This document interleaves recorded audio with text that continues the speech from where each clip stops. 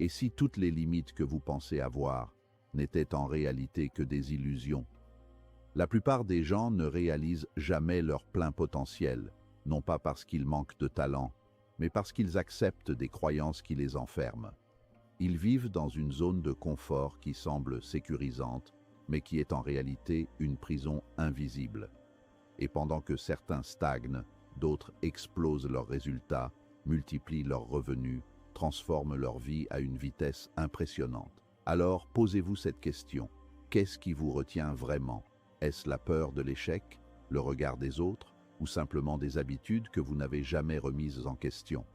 Dans cette vidéo, vous allez découvrir comment briser ces limites internes et externes, et surtout comment passer à un niveau supérieur dans votre vie personnelle, professionnelle et financière. Ce n'est pas une question de chance, c'est une question de stratégie, d'état d'esprit et de décision. Restez jusqu'à la fin, car les 5 leçons que vous allez entendre peuvent littéralement changer votre trajectoire. Elles sont simples, mais puissantes. Et si vous les appliquez vraiment, vous ne verrez plus jamais vos limites de la même façon. Leçon 1. Change ton identité avant de changer tes résultats. Le changement durable ne commence jamais par ce que vous faites, mais par qui vous croyez être. La plupart des gens abordent la transformation à l'envers. Ils se concentrent sur les résultats, avoir plus d'argent, puis sur les processus, travailler plus, en espérant que cela finira par changer leur identité. C'est une erreur fondamentale de psychologie humaine. Si vous vous considérez intrinsèquement comme quelqu'un de paresseux ou de malchanceux, votre cerveau cherchera activement à saboter tout succès qui contredit cette image de vous-même. C'est ce qu'on appelle l'homéostasie psychologique. Pour briser ce cycle, vous devez d'abord adopter l'identité de la personne qui possède déjà les résultats que vous convoitez. Ce n'est pas du « fake it until you make it », c'est une reprogrammation neurologique volontaire de vos standards internes. Imaginez 2 personnes qui essaient d'arrêter de fumer. Lorsqu'on leur propose une cigarette, la première répond « Non merci, j'essaie d'arrêter ». La seconde répond « Non merci, je ne suis pas fumeur ». La différence est abyssale. La première personne s'identifie encore comme un fumeur qui fait un effort temporaire, tandis que la seconde a déjà modifié son identité profonde. Le comportement suit toujours l'identité. Si votre identité est celle d'un athlète, vous n'avez pas besoin de négocier avec vous-même pour aller à la salle de sport. C'est simplement ce que fait un athlète. Si votre identité est celle d'un leader, vous prenez des responsabilités naturellement. Le succès devient alors un sous-produit organique de votre être plutôt qu'une lutte constante contre votre propre nature. Pour changer d'identité, vous devez accumuler des preuves. Chaque petite action est un vote pour le type de personne que vous souhaitez devenir. Si vous voulez devenir une personne organisée, faire votre lit chaque matin est un vote pour cette nouvelle identité. Ce ne sont pas les grands gestes héroïques qui comptent, mais la répétition constante de micro-habitudes qui valident votre nouveau moi. Avec le temps, la pile de preuves devient si haute que votre esprit n'a d'autre choix que d'accepter cette nouvelle réalité. Vous cessez de chercher le succès pour commencer à incarner le succès. C'est à ce moment précis que les résultats extérieurs commencent à s'aligner avec une vitesse déconcertante, car vous ne luttez plus contre vous-même. L'identité agit comme un thermostat interne. Si vous réglez votre thermostat sur difficultés financières et que vous gagnez soudainement une grosse somme d'argent, votre psychisme fera tout pour ramener la température à son niveau habituel par des dépenses impulsives ou de mauvaises décisions. Pour maintenir un haut niveau de réussite, vous devez augmenter le réglage de votre thermostat. Cela demande une introspection brutale. Quelles sont les étiquettes que vous vous êtes collées depuis l'enfance?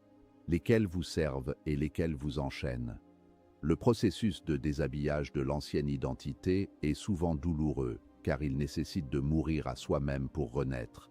C'est le prix de la grandeur. Enfin, comprenez que l'identité est un choix dynamique, pas un trait génétique.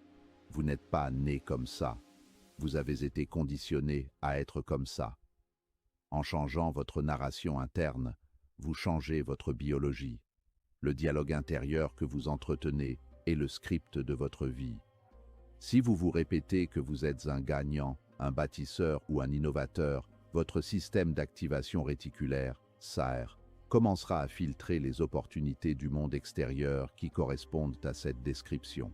Vous commencez à voir des solutions là où les autres voient des obstacles. L'identité est la fondation de l'édifice. Sans elle, tout ce que vous construisez s'effondrera au premier coup de vent de l'adversité. Leçon 2. La douleur du statu quo doit dépasser la peur du changement. Le cerveau humain est biologiquement programmé pour privilégier la survie et la conservation de l'énergie au détriment de l'épanouissement. Cela signifie que, par défaut, vous choisirez toujours le confort familier d'une situation médiocre plutôt que l'incertitude terrifiante du changement. La stagnation est une mort lente et silencieuse. Pour sortir de cette inertie, la volonté ne suffit pas. Vous devez créer un levier émotionnel si puissant que rester là où vous êtes devient insupportable. Vous devez transformer votre devrait en un doit absolu. Le changement ne se produit pas quand on le veut. Il se produit quand on ne peut plus supporter de vivre une seconde de plus dans l'ancienne version de sa vie. La peur du changement est souvent basée sur une projection imaginaire de perte potentielle, perte de confort, de temps ou d'approbation sociale. Mais nous oublions trop souvent de calculer le coût réel de l'inaction. Quel est le prix que vous paierez dans 5, 10 ou 20 ans si vous ne changez rien aujourd'hui? Visualisez la dégradation de votre santé, l'amertume de vos regrets et l'érosion de votre estime de soi. Cette douleur future doit devenir si réelle dans votre esprit qu'elle éclipse la peur immédiate de l'effort. C'est en confrontant l'horreur de la stagnation que l'on trouve le courage de sauter dans l'inconnu.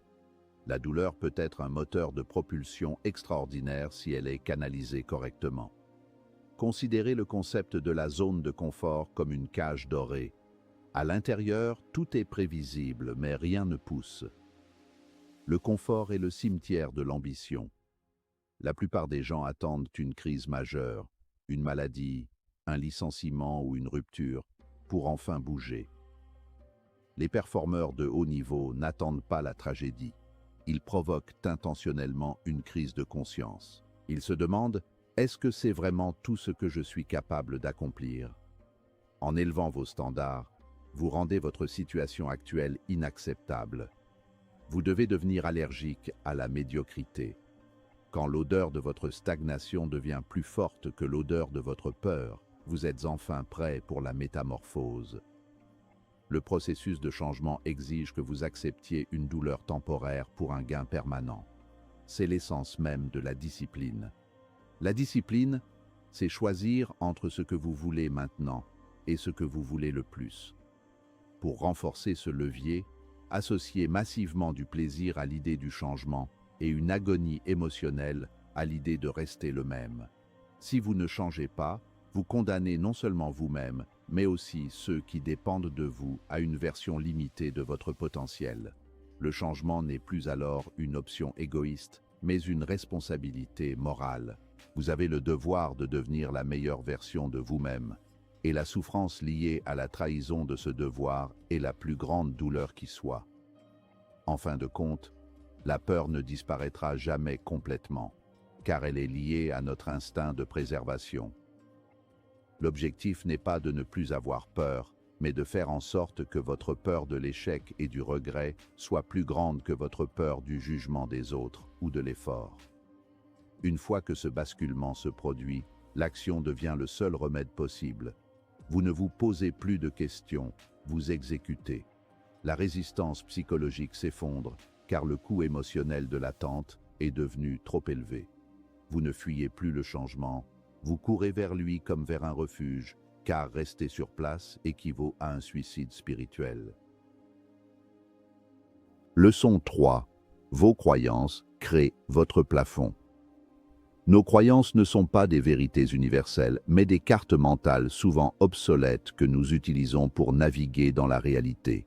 Cependant, nous avons tendance à confondre la carte avec le territoire. Si vous croyez que l'argent est difficile à gagner ou que je ne suis pas doué pour les relations, votre cerveau filtrera activement toutes les preuves du contraire pour maintenir la cohérence de votre vision du monde. Vos croyances agissent comme un plafond de verre invisible. Vous ne pouvez jamais dépasser, sur le long terme, ce que vous estimez être possible ou ce que vous pensez mériter. Votre réalité extérieure est un miroir fidèle de votre psychologie intérieure. La plupart de nos croyances limitantes nous ont été transmises durant l'enfance par des parents, des professeurs ou une société qui projetait ses propres peurs sur nous. Nous avons adopté ces limites comme s'il s'agissait de lois de la physique. Mais une croyance n'est rien d'autre qu'un sentiment de certitude à propos d'une idée. Pour briser un plafond, il faut d'abord remettre en question la solidité de ces certitudes. Demandez-vous, est-ce absolument vrai ou est-ce simplement une interprétation qui m'arrange pour ne pas prendre de risques? En introduisant le doute dans une croyance limitante, vous commencez à fissurer le plafond. Chaque fissure est une opportunité pour une nouvelle lumière de pénétrer. Le remplacement des croyances faibles par des standards élevés est un travail de précision. Il ne s'agit pas de pensée positive superficielle, mais de réingénierie cognitive. Vous devez consciemment choisir des croyances qui vous donnent du pouvoir. Au lieu de dire « je n'ai jamais fait ça », dites « je suis capable d'apprendre n'importe quoi ». La différence de potentiel énergétique entre ces deux affirmations est immense. Vos croyances dictent votre niveau d'engagement. Si vous croyez à 10% qu'un projet va réussir, vous n'y investirez que 10% de votre énergie, ce qui garantira presque certainement son échec, renforçant ainsi votre croyance initiale. C'est la prophétie autoréalisatrice. Les standards sont le bras armé des croyances. Une croyance est ce que vous pensez, un standard est ce que vous tolérez. Si vous croyez que vous êtes un leader mais que vous tolérez le désordre et le manque de ponctualité, votre véritable croyance est celle d'un amateur. Élever ces standards signifie refuser de tolérer ce qui n'est pas en alignement avec votre vision. C'est décider que certains comportements ne font plus partie de votre répertoire. Lorsque vous élevez vos standards, vous envoyez un message puissant à votre subconscient. Je vaux mieux que cela. Ce changement de fréquence vibratoire attire naturellement de nouvelles circonstances et de nouvelles opportunités. Le plafond de vos croyances définit également l'ampleur de vos rêves. Si vous voyez le monde comme un lieu de rareté, vous vous battrez pour des miettes. Si vous voyez le monde comme un lieu d'abondance infinie, vous construirez des empires. La psychologie de la réussite est avant tout une psychologie de l'expansion. Vous devez vous entraîner à voir grand, non pas par arrogance, mais par compréhension de la nature humaine. Nous ne sommes jamais aussi vivants que lorsque nous repoussons nos limites. Ne laissez personne, et surtout pas vous-même, vous convaincre que vos rêves sont irréalistes. Le mot « réaliste » est souvent utilisé par les pessimistes pour justifier leur manque de courage.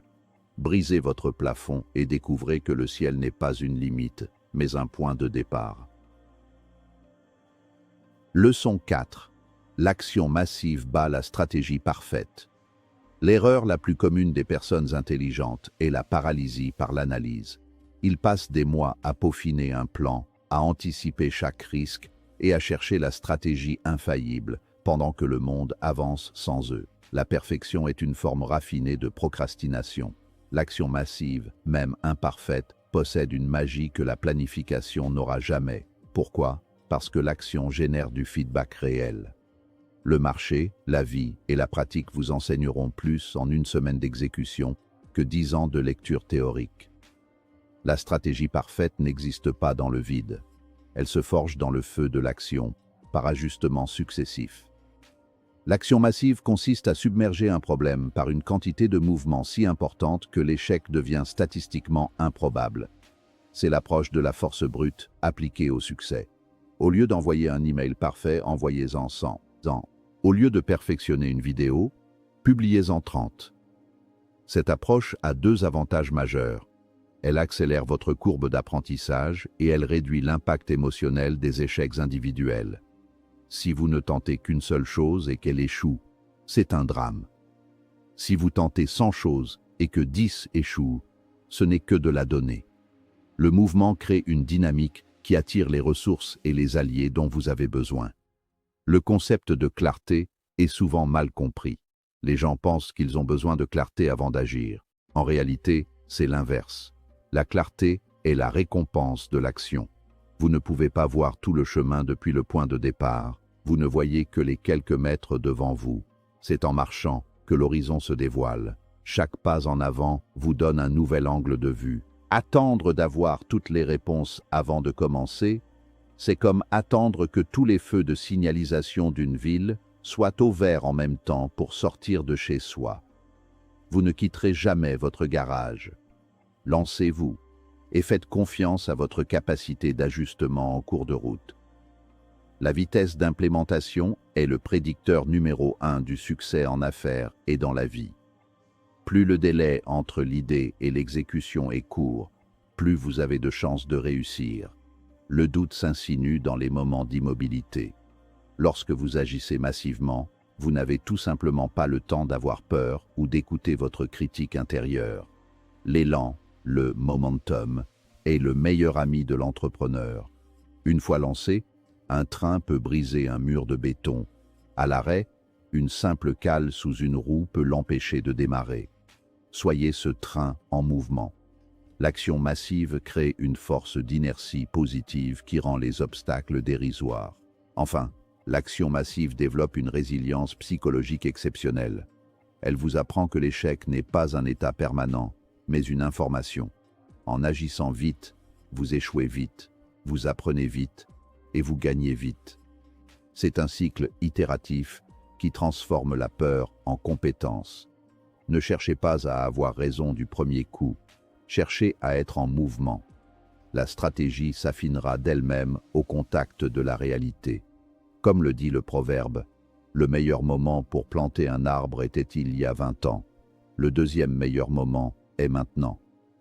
Ne planifiez plus votre vie, vivez-la avec une intensité qui ne laisse aucune place au regret. Leçon 5. Votre environnement détermine votre vitesse.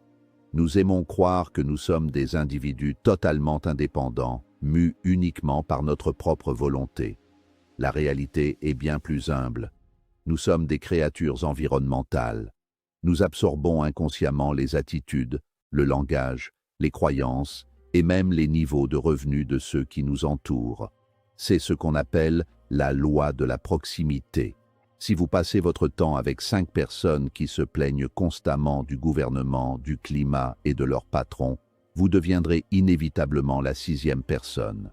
Votre environnement est soit un accélérateur, soit un frein à main tiré sur votre potentiel. Changer d'environnement ne signifie pas nécessairement déménager ou couper les ponts de manière brutale, mais cela demande une sélection rigoureuse. Vous devez auditer vos relations avec la même froideur qu'un chef d'entreprise audite ses finances. Est-ce que cette personne m'élève ou me tire vers le bas? Est-ce qu'elle remet en question mes rêves ou est-ce qu'elle m'encourage à viser plus haut? L'ambition est contagieuse, mais la complaisance l'est tout autant. Si vous êtes la personne la plus intelligente ou la plus réussie de votre groupe, vous êtes dans le mauvais groupe. Vous n'avez plus personne pour vous tirer vers le haut et vous risquez de stagner par autosatisfaction. Un environnement de croissance est composé de personnes qui ont des standards plus élevés que les vôtres. Ces personnes ne tolèrent pas vos excuses. Elles ne vous plaignent pas quand vous échouez. Elles vous demandent ce que vous allez faire différemment. Ce genre de pression sociale est saine car elle vous force à grandir. Être entouré de performeurs modifie votre perception du normal. Si vos amis gagnent des millions ou courent des marathons, ces accomplissements ne vous semblent plus extraordinaires ou impossibles. Ils deviennent le standard de base. C'est ce glissement de la norme qui accélère votre vitesse de progression de manière exponentielle. L'environnement n'est pas seulement humain, il est aussi informationnel et physique. Ce que vous lisez, ce que vous écoutez et l'espace dans lequel vous travaillez façonnent votre esprit. Un bureau encombré reflète et entretient un esprit encombré. Une consommation constante de nouvelles anxiogènes programme votre cerveau pour la peur. Pour optimiser votre vitesse, vous devez créer un sanctuaire de performance. Immergez-vous dans des biographies de grands hommes, écoutez des podcasts qui élargissent votre vision et aménagez un espace qui inspire l'ordre et la discipline. Vous devez devenir le gardien de votre propre esprit en filtrant tout ce qui n'est pas au service de votre mission. Enfin, comprenez que votre environnement peut être créé artificiellement avant d'être atteint physiquement. Grâce à Internet, vous pouvez avoir accès aux plus grands esprits de la planète. Laissez-les devenir vos mentors virtuels. Mais dès que possible, cherchez la proximité réelle. La tension énergétique qui se dégage d'une pièce remplie de gens déterminés est irremplaçable. Le succès est un sport d'équipe, même si vous êtes le seul sur le terrain. Les bonnes connexions peuvent vous faire gagner des années de travail acharné grâce à un conseil, une introduction ou une simple perspective différente. Choisissez votre tribu avec soin, car votre destin en dépend directement. La vérité est simple. Vos limites actuelles ne sont pas permanentes, elles sont programmées. Et tout ce qui est programmé peut être reprogrammé. Chaque personne qui réussit à un niveau exceptionnel a pris une décision radicale à un moment précis. Refuser de rester la même version d'elle-même. Ce n'est pas un événement magique, c'est une succession de choix conscients, parfois inconfortables, mais toujours alignés avec une vision plus grande. Si vous retenez une chose de cette vidéo, que ce soit celle-ci, vous n'êtes pas bloqué par vos capacités, mais par vos standards. Et les standards peuvent être élevés dès aujourd'hui. Imaginez ce qui se passerait si, à partir de maintenant, vous commenciez à agir comme la personne que vous voulez devenir. Pas demain, pas plus tard, maintenant. Parce que chaque jour où vous attendez est un jour où vos limites s'enracinent davantage. Et chaque jour où vous agissez est un jour où elles commencent à disparaître. Le choix vous appartient. Restez dans la version actuelle de votre vie ou décidez enfin de la dépasser. Et rappelez-vous, les grandes transformations ne commencent jamais par des résultats. Elles commencent toujours par une décision.